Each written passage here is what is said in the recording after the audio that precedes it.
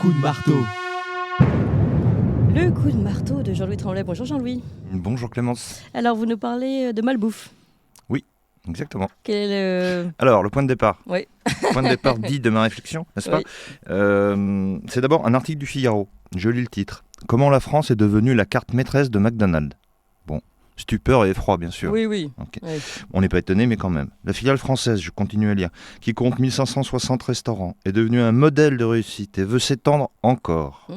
Incroyable réussite, malgré une image de malbouffe qui lui colle à la peau. Voilà McDo. une réussite française, tout de même. Oui, alors enfin, non, parce que c'est une filiale de la multinationale américaine. Oui, c'était une plaisanterie. Oui, bien sûr. McDo, France, est devenu le plus gros restaurateur de l'Hexagone avec 1560 adresses, etc., etc. Bon, ça, c'est l'électrochoc initial. Ensuite, une deuxième affaire, c'est celle dite des poulets ukrainiens. Ah oui. Voilà. Qui a même été évoquée par Emmanuel Macron. C'est dire. Ah oui. Parce que s'il voit quelque chose, c'est que c'est vraiment énorme. Bon, vous vous souvenez de cette opération commando effectuée par des agriculteurs en colère. Bon, ils ouvrent un camion, qu'est-ce qu'ils voient? Des poulets en provenance d'Ukraine. Oui. Alors, ces poulets viennent, dans leur très très immense majorité, d'une seule entreprise qui s'appelle MHP. Alors, MHP, c'est quoi? MHP dirigé par un homme... Oui, alors, possédé par un oligarque, effectivement, Kiosouk, mais dirigé par un Américain, comme la plupart des businessmen actuellement en Ukraine. Ouais, voilà. ça, ouais. Et qui s'appelle, alors là, donnant mille, John Rich. Ça s'invente pas. Oui. John Rich, le bien nommé. Parce que lui, il a vu depuis le début de la guerre en Ukraine, il a vu son chiffre d'affaires augmenter de plus de 20%. Alors, c'est quoi exactement MHP? Alors, il n'y a pas d'image puisque c'est interdit d'y pénétrer. Il y a, si vous voyez de loin, ou les vues aériennes ou par drone, etc., il y a quand même des drones qui ne font pas que la guerre en Ukraine, qui prennent des images. C'est des silos immenses en béton, des clôtures, des miradors. On ne voit pas de petits poulets en plein air, a priori. En plein air, on ne les voit pas. Ils sont dans les grands silos en béton. Ça ressemble un petit peu à... Oui, c'est Tchernobyl, mais avec l'odeur de fiente en plus. Parce que des images communiquées par MHP ont été diffusés lorsqu'ils ont été un petit peu attaqués. Et qu'est-ce qu'on voit? Alors, j'imagine qu'en plus, si c'est diffusé par MHP, c'est censé être les bonnes images. C'est les bonnes images. Alors, on voit 40 millions de poulets à l'instant T, tous, on imagine presque clonés, même format, même couleur, qui se marchent dessus, qui se pissent dessus, qui chient dessus. Je suis désolé de rentrer dans CM, c'est la vérité.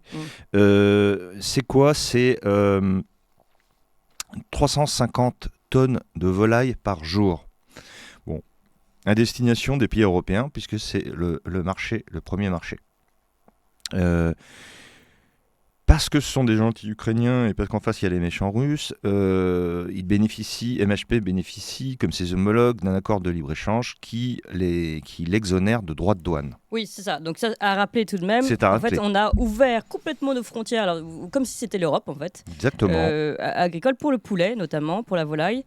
Au titre de dire on va les aider. Enfin, ça, c'est ce qu'ils nous a annoncé. On va les aider, on va aider les pauvres Ukrainiens. Enfin, c'est censé aider les pauvres Ukrainiens. C'est ça le raisonnement. Oui. Donc, c'est ça l'annonce du raisonnement, on va dire. C'est ça, l'amorce du raisonnement. Et ça va même plus loin, parce que non seulement ces poulets ne sont pas taxés, mais en plus, cette firme florissante, cette quasi-multinationale ukraino-américaine, bénéficie d'un prêt de la Banque européenne de reconstruction et de développement, la BERD, de 90 millions d'euros. En plus. Bon, le résultat, c'est un chiffre d'affaires, je vous l'ai dit, plus 22% en hausse en 2022-2023. C'est incroyable. C'est incroyable. Au titre de l'effort de guerre, si vous voulez. Oui. Donc tout ça pour Zelensky et ses oligarques. Oui, c'est ça. Il n'y a pas un centime qui va dans les poches des Ukrainiens, les pauvres qui se battent. C'est évident. Je pense qu'il y a une bonne partie qui est à New York déjà. Et donc, ce qui est aussi doublement scandaleux, donc il y a cette affaire de droit de douane. Oui, allez-y. Non, d'un seul coup, je me suis rappelé de votre introduction avec le McDonald's et je me suis dit, vous pensez que c'est ce genre de poulet qu'on retrouve dans les McDo? Alors, je peux pas l'affirmer. Tu vois, l'affirmer, je suis pas qualifié pour effectuer du traçage. Mais il est bien évident, en tout cas, ce que je sais, je ne viens pas donner de nom ici, parce que j'ai pas envie que vous ayez des ennuis. Mais ce poulet ukrainien se retrouve dans nos grandes surfaces. Ça, c'est sûr. S'il est dans nos grandes surfaces, il est probablement chez ceux qui fournissent aussi le premier restaurateur, je rappelle, de France, McDo, comme on l'a dit, premier restaurateur de France, McDo. Évidemment, je sais pas, moi je pense à un produit qui s'appelle le Chicken McNugget, je sais pas d'où vient le poulet, mais enfin bon, pourquoi McDo aurait des Alors vous savez qu'on nous a dit, quand les agriculteurs ont commencé à attaquer certaines façades de McDo, il y a eu des réponses, mais vous savez, McDonald's est très éthique, d'ailleurs il prend de la viande française, etc. Bon, voilà. Donc, là, alors, peut-être la viande, peut-être pas la volaille. Je ne sais pas. C'est possible parce que, effectivement, comme souvenez-vous au début, McDo était très attaqué. Oui. Il y a eu même bombardé par les Basques. Il y a eu le vol de Ronald McDonald, etc. Enfin, j'en passe des meilleurs. Et donc, pour si vous voulez, contrecarrer et redorer son blason, effectivement, ils se sont imposés des morts. Alors, ce serait possible. C'est le comble absolu. C'est que McDo soit le seul restaurateur de France à importer du poulet de France. Bon. Donc là-dessus, je ne peux pas attaquer.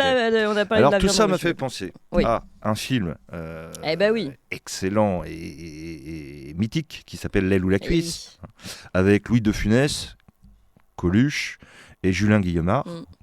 Très rapidement, c'est quoi ? C'est un film, c'est le premier d'ailleurs, qui s'attaque à la malbouffe et à la nourriture industrielle. C'est vrai que c'était très novateur, très avant-gardiste. 1976. Pourquoi ? Parce qu'à l'époque, il existe en France un personnage qui s'appelle Jacques Borel. Jacques Borel, c'est l'inventeur, je dis bien, du fast-food en France. 10 ans avant l'arrivée de McDonald's, au début des années 60, il ouvre une chaîne qui s'appelle les Wimpy. Bon. Le Wimpy, c'est l'ancêtre du McDo. 10 ans plus tard, au début des années 70, McDo vient s'implanter. Lui, entre-temps, qu'est-ce qu'il a fait ? Il a développé les restos-routes, ces restos rapides sur autoroute, où il faut manger vite et mal. Évidemment. c'est un peu le but. Il faut vraiment que ce soit mal. Et pas cher. Et donc, ce Jacques Borel commence à faire jaser. Bon, on sait quand même, c'est en France, le pays de la gastronomie. La bonne bouffe, voilà, il fait pas l'unanimité, mais en tout cas, il fait des bénéfices.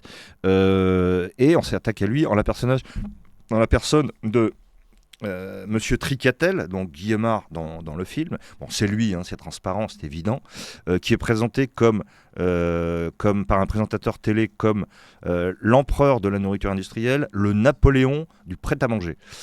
Donc, ce Tricatel a pour objectif de racheter tous les restaurants étoilés du guide Duchemin. Alors, le guide Duchemin, c'est Louis de Funès, propriétaire du fameux guide, évidemment, c'est Michelin. Bon, guide Michelin.